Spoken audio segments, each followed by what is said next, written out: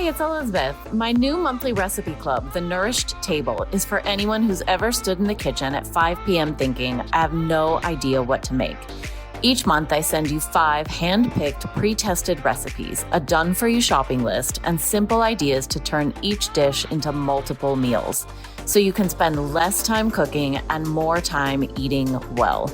If you're ready for food to just feel taken care of, come join us at elizabethharrisnutrition.com/recipe-club. It's just $20 a month. You can cancel anytime, and you get access to the growing library of recipes each month. Welcome to Wellness Rebranded. We know there is so much conflicting health and fitness advice out there. And you're tired of the wellness fads, endless diets, and impossible standards that make you feel like nothing you do is ever enough. You're ready to tune into your mind and body and feel empowered around health. We're the Healing Trio here to help you redesign your relationships with food, fitness, and yourself. I'm Elizabeth, registered dietitian and certified intuitive eating counselor. I'm Maria, licensed mental health therapist. And I'm Tara, personal trainer. Together, we're changing the narrative on health away from diet culture, hustle culture, and toxic positivity and towards healthful self-care. So grab your water bottle, get ready to laugh, learn, and grow. And let's start rebranding your wellness journey.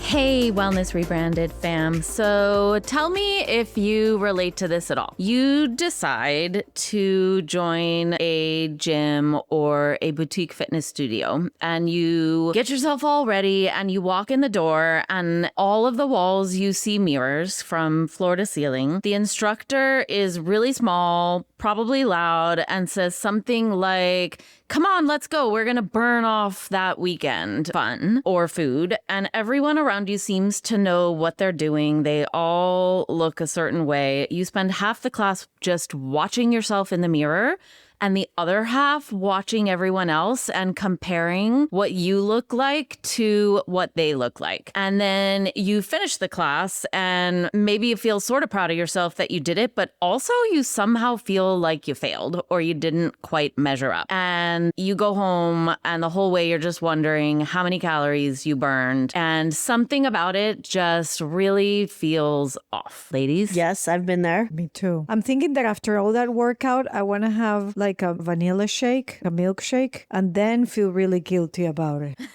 You want that?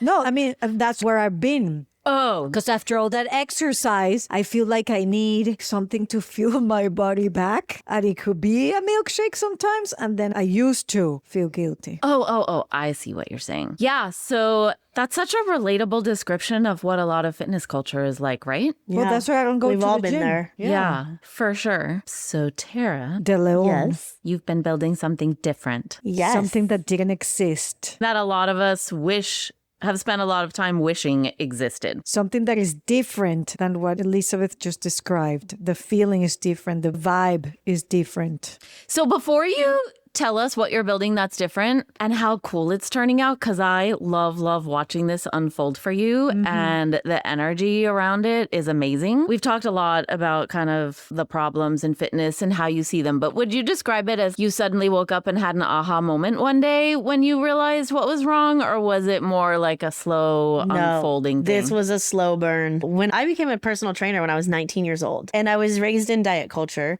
and I became a trainer because I was sitting in class one day in college, and my professor was explaining the target training zone. And that was like a light bulb moment for me where I was like, holy smokes, if I really learn this really well, I have the secret to never being fat again for the rest of my life. And so I was like, I could be a personal trainer. You're in the gym all the time and you get to work out and you'll be skinny forever. And so terrible way for me to get into the industry. But ultimately, I think even if I do say so myself, it's a good thing that I'm here because we've evolved, right? My philosophies around training and fitness have evolved a lot over the last 20, however many years. And it just slowly became little things that I was, this doesn't feel good. In those early days, the majority of the people who came to me, right, this is back in like the early 2000s, even like late 90s, early 2000s, that people were like, I just need to be really, really skinny. And so I'd be like, okay, like it's really challenging to do that with exercise alone, but we can try. And then every week we'd get on the scale and it barely moved. And you could see how disheartening it was for people that were working so hard and not seeing the results that they wanted, and simultaneously completely ignoring the fact that they were getting stronger, that they had better fitness, that their lab markers were improved. None of that seemed to matter because that one metric didn't really change much. And then slowly over the years, I was like, well, what if we just didn't care about that as much? What if we put more emphasis on these other things? And then not that long ago, maybe 7 or 8 years ago, I realized there was like a name for what I was doing. I didn't realize that like weight neutrality or body positivity or HAES was a thing. So slowly but surely I came to it on my own and then realized, oh my gosh, there's a whole community to support this. So that's where I landed where I'm at. And a lot of that's because of you, Elizabeth. You gave me like verbiage to articulate what I've already been doing. Oh, I love that. So if you had to name like the one big thing that you think fitness culture gets wrong, what is it? The continual striving to be skinny is like the biggest thing. We're prioritizing eating disorder type behaviors in search of a smaller body when we really should be prioritizing health promoting behaviors. Who cares what your body looks like as long as you're healthy and able to live your life the way you want to live it? But if you are chasing that thin ideal to the point where it starts decreasing your bone density, for example, or, you're losing muscle, then your life gets exponentially harder. And I think we've forgotten about that, especially in the time of GLP-1s, when we're seeing so many people who are using them for whatever reason and then going so far to the extreme where they're now hardly eating sometimes. Yeah. So I know that one of the things that we were chatting about before we got on was the idea of community, and how, Maria, were you saying that you think people are craving community more than after COVID? I think so. Yeah. I think COVID took us to an extreme that we haven't been there before, that we know how that looks like and what it can do to you, that now we're looking to pull to the other side. Yeah, it makes a lot of sense. And Tara, one thing that you've said recently is about boutique fitness and its rise, and you think ultimately that's really about community as well? Yeah, totally. Because the workouts are all pretty similar. Whether you're at Fit Body Bootcamp or Burn or Tribe or Orange Theory or whatever, the workouts are all really similar. You're out of breath and sweaty, and you're lifting some weights, and you're getting a good workout. And I want to be super clear that I'm not shaming the workouts at these places, but I think people really are there for the community, not necessarily what the workout actually is. And I think that's what's missing in big gym culture, simply because in a huge gym, there are so many people that it's very segmented, right? You have the yoga people or the group fitness people, the dude bros in the weight room, the ladies that are in the women's gym, the cardio people. Everybody's in their own little village within the gym, which means it feels kind of fragmented as a whole. You're not getting the support that you would get in a smaller boutique setting. Well, there's something about feeling that you belong to something and doing something together, like the same movement or in the same place, that makes you have that feeling that you're not doing it alone, that is part of a common goal in a way, and that you're working on something together. It makes sense that you see other benefits to it besides the movement when you do it in community, in a group. Also, it's just more fun, right? I mean, Yeah. I think it's more fun. Yeah, absolutely. So I think our listeners probably know that you recently left the big gym that you were at and have started your own fitness studio. Yay. And I think you're building something really special. Tell us what you think is unique and special about it, and what's different about your mission maybe than a lot of other fitness studios. Yeah. So over the years, it felt like I didn't really fit in a traditional fitness model anymore. And the reason being that like I'm in a larger body. And so other trainers mostly would be like, oh, you don't deserve to be here. You don't belong to be in a situation where you're teaching people how to lift weights and be healthy. To which I would be like, why? I have all the education, certifications, and exponentially more experience than anyone who said those things to me. So it started to make me realize that I want to be in a place where all bodies are welcome. No matter what your situation is, you are welcome here. I wanted to be in a place that felt super inclusive and inviting and not intimidating. Some of the saddest things that I see at the gym are people coming in and bursting into tears because they're so intimidated or they're so scared to be there. And the gym should not be a scary place. There are so many barriers to getting into shape and to being fit and to joining a gym and all the things that being scared to be in the room shouldn't be one of them. And so when I started thinking about creating my own space, what that might look like, that was one of the things where I just wanted it to feel so inclusive and welcoming. And I also wanted to create that community that the boutique fitness studios have really captured. Except I didn't want it to be a place of guilt or shame or staring at yourself in the mirror while you're sprinting on a treadmill, wondering why everything is bouncing. I just wanted it to be really comfortable and supportive. And we're all kind of in this together and everyone listens to their body. There's no diet culture here. We're all just trying to be strong. We're chasing strong, not skinny. Let's be healthy. Let's get off the toilet when we're 80 by ourselves. Functional stuff. Yeah. Well, I refer clients to you all the time and you refer people to me. And I'm thinking of a few people who have told me how much they absolutely love coming to your new studio. And I always sort of ask questions about, well, what is it? What do you most love about it? And which, by the way, you have to come check it out sometime. I totally need to come check it out.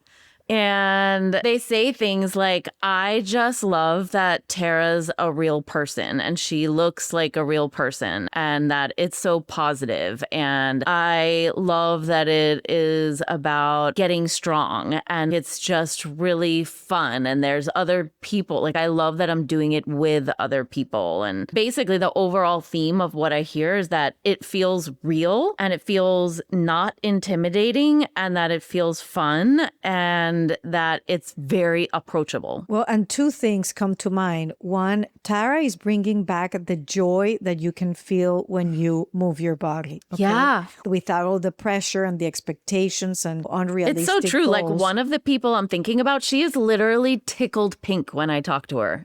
She is so proud of herself for going and doing it and lights up and never had that experience anywhere. And she's joyful about it. Honestly. And number two, Tara, maybe you haven't thought about this. You are offering a space that you have protected from the beginning. Like, you are seeing beyond what they're doing with their bodies. You're also seeing about the space, how you create a space where people feel welcome, where people feel not judged, where people feel seen. And that is key. The space. And we've talked about this before when I talked about my emotional fitness studio.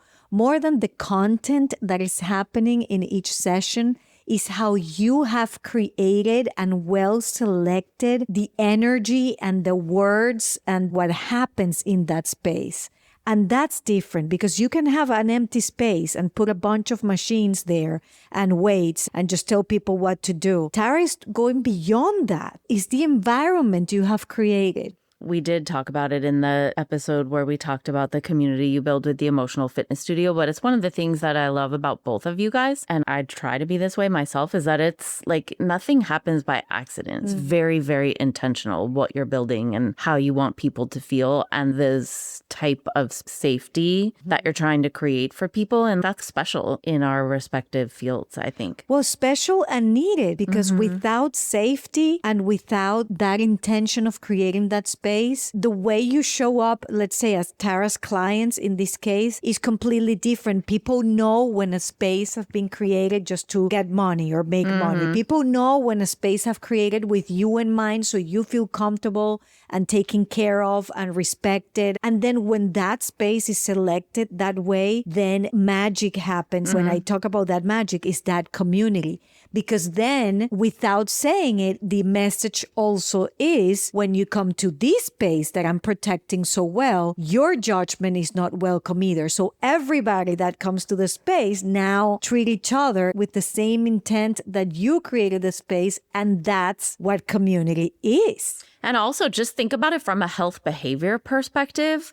If you feel safe, if you feel like you belong, if you feel welcome, and if you're having fun, it's going to be a heck of a lot easier to build and stay consistent with your health promoting behaviors. It's one of the reasons why I think intuitive eating makes so much sense. If you can take away the shame and the guilt and the stress and the punishment and really truly make it about feeling safe and belonging and enjoying yourself, it's going to be so much more motivating and possible. Now you're doing the real work Yeah. without all the smoke in front of it. Now you took away all that stuff to really get to the real work. Yeah. Which is not the movement. The real work is all of it, is the package, the full package. Turns out, Tara, we don't really need your input in this episode. Yes.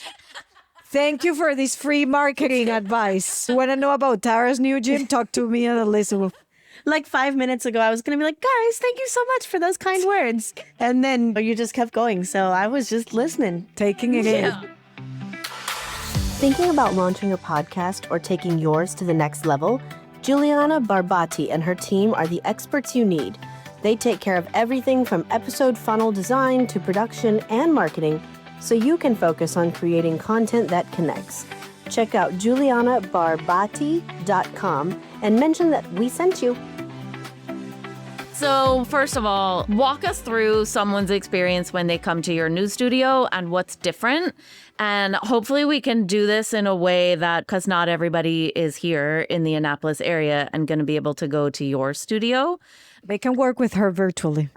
Well, that is true. That is true, too. They can work with you virtually, but also maybe it will help people know that these spaces do exist. And if you're not in our physical community, I mean, you're in our Wellness Rebranded community, but not in our physical community, this might help you know what to look for in your own community. Yes. And also, depending on where you are, I have a pretty decent network of other weight neutral studios. So if you reach out to me, I might be able to gently guide you to one near you. But here's a couple things that I do at my studio that kind of give you a hint that this place is different than other gyms. Yeah, so I'm parking my car. Yes. So You you grab put your water bottle. The gym that I am currently in subletting, by the way, guys, I'm creating my actual own where I will be the guy on all the leases and stuff to come very soon. But currently I'm in a place that I'm subletting and it has 4 front doors. It's to an amazing bakery, and I just love the symbolism of that. Yeah, true. It's right next to a bakery and a steakhouse. So like you're covered. But everybody inevitably goes to the wrong doors. There's some that don't open. So on the doors, I have written, oh, your workout begins by walking to the correct door. Just something kind of funny to be like, not this door, the one down there. Also, keep in mind, walking is exercise. So walk over to the right one. And then when you walk in the studio, it is very bright. It's very welcoming. Usually it's full of people and 90s hip hop and pop music. As it should. And like on the mirrors in the bathroom, for example, I have little affirmations written like your shoulders aren't earrings. Get them away from your ears. Oh, hey, look at those muscles. Stuff like that that just lets you know this isn't your normal, boring big box gym. I also have carefully thought about things people might need in my studio. So in the bathrooms, there are sanitary products. There's lotion. There's Q-tips. There's painkillers. There's all sorts of things that one might find themselves in need of while you're at the gym. But more importantly, there's no mirrors in the fitness center at all. And people always ask me about it. Like, there's no mirrors here. And I'm like, yeah, there's not. Except I love that. Mirrors in the are bathroom. distracting. Yes. They really are distracting. I think that too. Even as a trainer, like I've worked at places where there's mirrors everywhere and I'll be training my client and then catch like a side angle of myself in the mirror and be like, oh, what? My hair was a mess today. So now I'm not thinking about my client. I'm thinking about, oh, I need to redo my ponytail, So I just chose not to do that in my studio. I also have whiteboards all over the place that say various things on them that help remind people why we're actually there. For example, one says muscles and confidence both grow here. Because muscles are always fun, right? Like, yeah, we want to live our best life. But the really important thing about what I do is I help people feel confident in their bodies. Yeah. I allow them to feel confident enough to take up space in the world that constantly tells us, like, you don't deserve space here. Also, I was just going to say, isn't it so refreshing and amazing that you're helping people build confidence, and real confidence doesn't come from weight loss? Correct. Right? Yeah. It comes from getting strong and knowing your own worth and belonging and all the things we've already talked about. Yes. Comes from within for sure. So what about language that people will not hear in your gym compared to what they might hear in other gyms? Yes. So we never talk about go hard or go home or let's burn off this weekend's whatever. Any sort of diet culture stuff like that does not exist in my gym. We rarely even talk about what the exercises will do for that specific body part. Like hip thrust, build great booties. We don't even really talk about that. We really talk about great is not a good word. It's not a very descriptive word. Like what makes a great booty? Great booties are powerful. So doing a hip thrust exercise, for example, is going to be one that is very powerful, right? It's going to help us prevent injuries. So we talk about stuff like that more than anything aesthetic. Although if you do come into my gym wearing neon outfits or something, I'm definitely going to comment about how awesome it is. But that's really the clothes, not the body. I love it. I do have people that come in and they'll come in with the intention of, hey, I need to lose weight and tone up. And that always surprises me because I'm really open on my marketing and Instagram and everything about like, that's not what I do. However, I do believe that changing your behaviors does change your body and it may change how your body looks even. So that's something that often I'll explain my philosophy towards weight neutrality, where I'm really here to help you improve your health and improve your quality of life and improve your confidence more than to shrink your body. But people always stay anyway. And once they hear that philosophy, nobody ever goes, ooh, you're not promising me weight loss? I'm out of here. I think deep down, people really want what I'm selling. They want the long-term health. They want the aging well, and they want the confidence. And they just think that the smaller body is going to give them those things. Well, probably they didn't even know that was possible. Yeah. that Correct. it Well, they either existed. didn't know or they need permission almost. Yeah. So what do you do then when somebody comes in with weight loss as their goal? How do you meet them where they are, but without reinforcing the thing you're trying to dismantle? Yeah. So a lot of people have weight loss as their goal, but they also have secondary goals or tertiary goals where they're, oh, but I also need to build muscle. I'm entering perimenopause and I can feel that my body's getting weaker. I want to be able to protect my bones. So a lot of times I'll just focus on that stuff and nobody ever complains. Even if they don't necessarily fully buy into weight neutrality and they still want to change the way their body looks or to lose fat, they understand that the benefits that they're getting there are big enough benefits that they want to continue staying. And then once people are in the community, they love it. They love being in there with other women who are working just as hard as they are, who are building strength, who are building confidence. They just enjoy the environment, so they stay. All right, so I have a question for you. So one of the things that I love about your new venture so much is, besides all the obvious things that we just talked about, but I feel like watching you as your friend, but also as your colleague, your energy is just different around. When I see you posting stuff on social media and the energy is just very different, I feel like you're almost blossoming in a way that's different than before. So I'm curious, how do you feel like it's changing how you're showing up? You know, it's interesting because people have told me that over the last almost 5 months. And people say that all the time. And to me, it doesn't seem like I'm that different. But here's what I've noticed. I used to work at the big box gym and I would get off work and I would be drained. Like I would sit in my car for 10 minutes before I even turned it on to go pick up my son from school. And I would just be like, oh my God, how am I going to get through these next 5 hours until bedtime? And also, my feet hurt so much working at the big box gym because I was just training client after client after client, so busy all day long,